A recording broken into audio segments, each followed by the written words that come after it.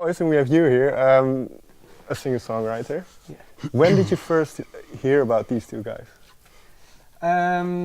God, it's quite a while ago. When I started writing some top lines for different artists, and that, I knew the name TV Noise, but I hadn't really heard. I'd heard an earlier track you did, like obviously the beats stuff. There was a Martin Garrix track I knew of, and that you did together, and it was basically that was the first time I heard was that track. What was your first impression of that track? Terrible. No, they were great. No, brilliant. I loved it. The drop in that track really got me. So yeah, I think I had it on repeat for a long time. Okay. And guys, for you, do you remember hearing Oisín sing for the first time? I sure do. Yeah, it was we had a meeting with our publisher, and we were making so much music, and we didn't have a lot of top lines, so a lot of vocals, and yeah. He just played it like, oh, it's such a good vocal, and he played the hook, the remember hook, and we were like, we need this. Yeah. No, it's a good vocal. I want to keep it for this and this. No, please, we need this, we need this. And then he just gave it to us like, you have 1 week, make a good track, please. And we did. I think there was a lot of pressure on it was that a lot vocal. of pressure. Yeah, it was. Yeah. And Oisín, do you remember where that hook came from? Do you remember? Yeah, I can remember writing it, but if I'm honest, because we do so much work in the studio and so many top lines, you do forget what you've done. And I think it was a writer camp here at the Bullet Studios that they introduced me to this track, that TV Noise, and I was like, when did this happen? It was like, oh yeah, months ago. I was like, nobody told me. So next day they introduced me to a brand new track. But I remember writing that for another track. Okay.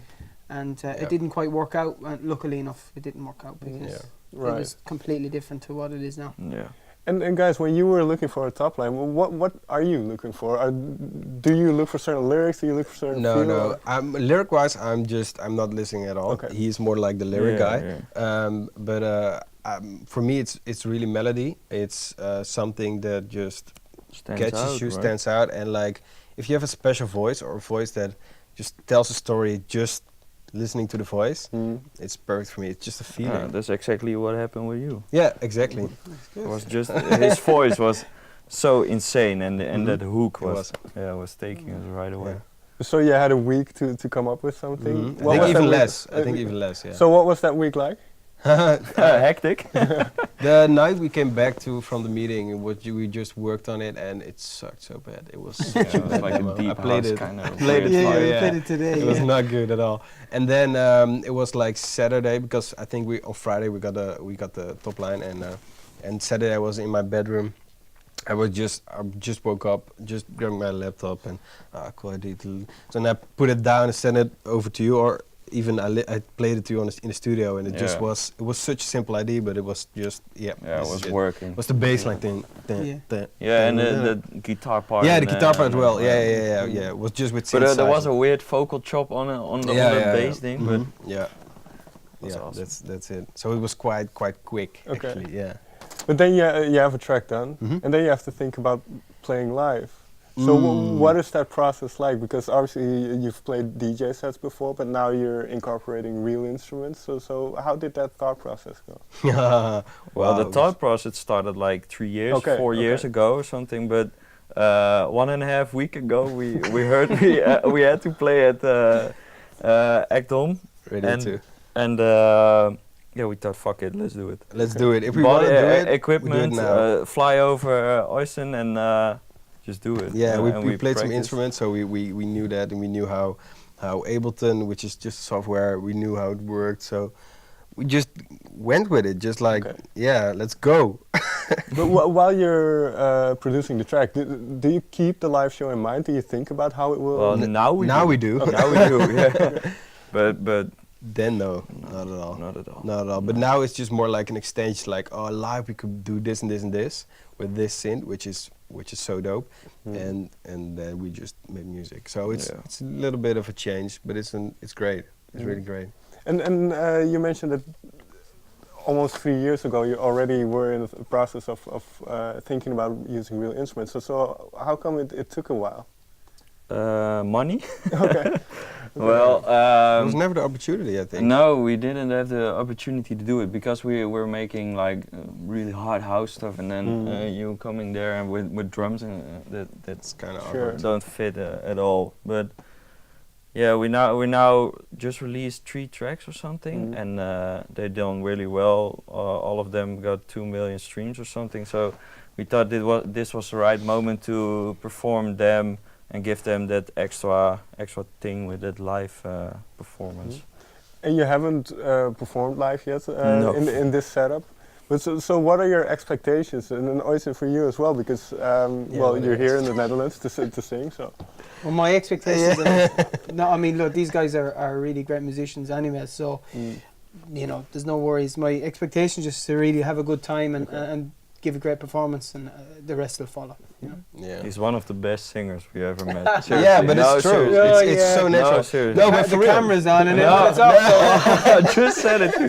No, but for real, because we had a quick demo for something, we sent it over to you. It's and you did a one take, and which sounded so well. He got goosebumps. His whole body. It's insane. Crazy. Sometimes it just works like that, you know. Yeah, it just works like that. Yeah, but you have like I thought, like a soulful, warm voice, which works on everything. Yeah. So let me ask you. So let me ask you this then. Can I assume then that you will be working together in the future? No.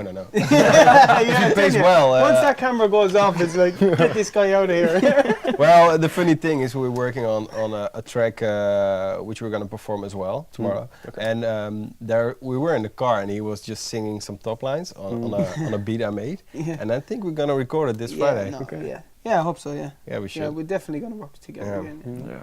It's an easy choice. Yeah, for sure. And for you guys, well, you mentioned you played guitar before. Have you ever performed with a guitar on stage? Never. Okay. No. I only did recordings in my studio, like I said, and for him as well. Okay. It's new. So tomorrow is going to be an interesting day.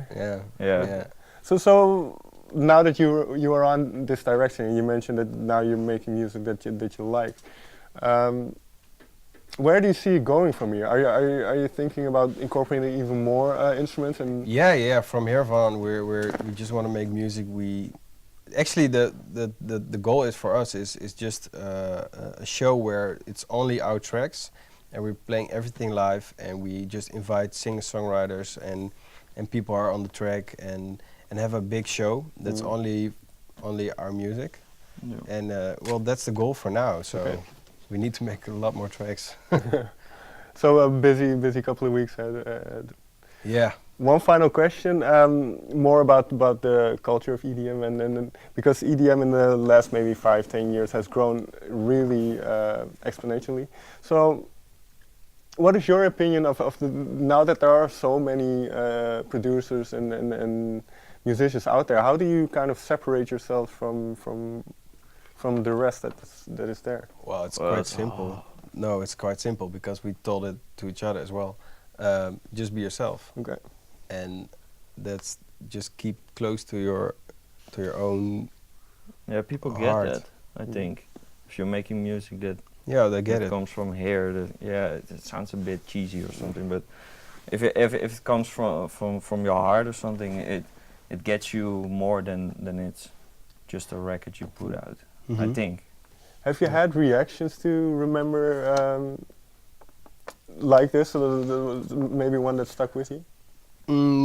Well, yeah, I think from family and friends, because they're playing my music. No, my parents already did, but like I get people that are really like, I like your new music, and I'm like, thanks. And no, but I really do like it. It's in my Spotify playlist, and I get, wasn't it earlier? No. Now it is, which is really cool. Which is really cool. Yeah, and the response from the radio is amazing. Never happened before, so that's. You can see from all the comments, whether it be on Twitter or YouTube or whatever, SoundCloud. It's like, wow, I love this new style, you know. So definitely, yeah. Definitely, man. Okay, I wish you the best of luck. Thank you very much for your time. Thank you. Thanks for coming.